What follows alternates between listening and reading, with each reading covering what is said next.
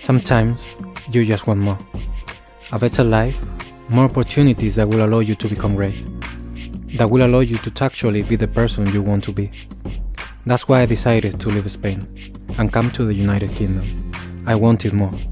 So let me share with you my story, how I managed to survive being hidden homeless in one of the most famous capitals in the world. From the highs to the lows, this is my story of how I found my home.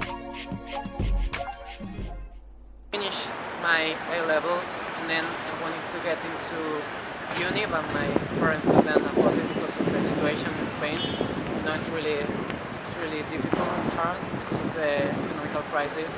So I thought London would be a good place to start and learn English. I'm doing journalism here, so yeah, that's why I came here.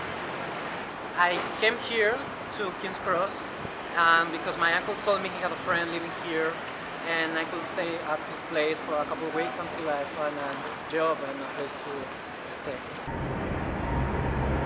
So in that building over there I tried to sleep for the first night. Let's follow me and we'll see.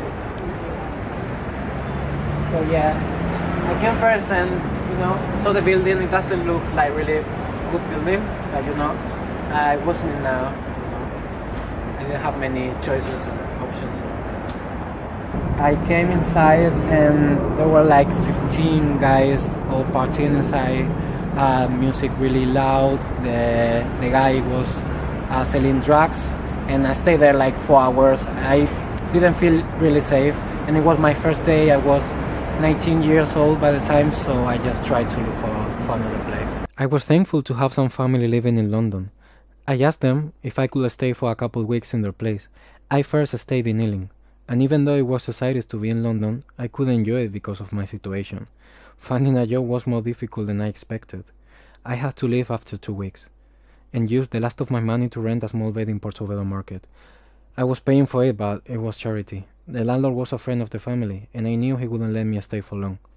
And then, my cousin told me he had a friend in Leighton that was happy to share his room with me. I felt so relieved.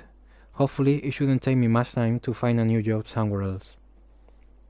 So, I was living in Notting Hill and I was running out of money, and I had to leave the place actually, so I asked to my cousin if he knew any friend that where I could stay for a couple weeks or something like this. So he told me he had a friend here in Leighton. It was a Victorian house, 2 floors, 1 garden. There were like 11 people living there with me, and I was living in the living room. They changed it to another bedroom. It was quite big, but I was sharing the room with another 2 guys, my friend and her roommate. So yeah, I knew it was going to be difficult, maybe not that difficult. It took me like 2 months to find a job, and I didn't come with a lot of money. So that situation when you don't have enough money and it is running out and you don't find a solution, it could be like really difficult. Well, I was sharing the room with my friend, and then he was working in a night shift, so it was really difficult because when I was here he was sleeping during the day because he had to go to work during the night. So different skills and stuff. It was really difficult to have a normal life when you have another people sleeping the whole day next to you. The thing when you are couch surfing or floor surfing, whatever you call it, is like you don't have any place of your own. All my things and my belongings were on the floor. I didn't have any place to store them. I didn't have any privacy, so I didn't feel like I belonged there. It was really difficult when you're used to your room, your living room, your family. It's quite complicated. Finally, I was working. I was able to pay my rent. Things were starting to look up. After a whole year sharing the room, I was ready for a place of my own. Hackney was the next stop.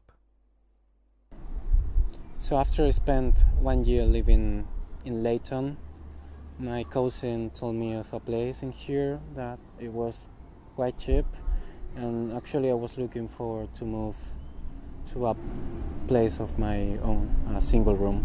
So I decided to come here. It feels really great. It's another experience. In Spain, I was used to my room, and now I had to change my way of doing the things because I was sharing room. And now that I have my own room, it feels completely different. But I don't actually regret my year living in Leighton. I think I learned a lot of things. I think first of all you have to try to get a job. I think it's the main thing. You need money, and London is not cheap.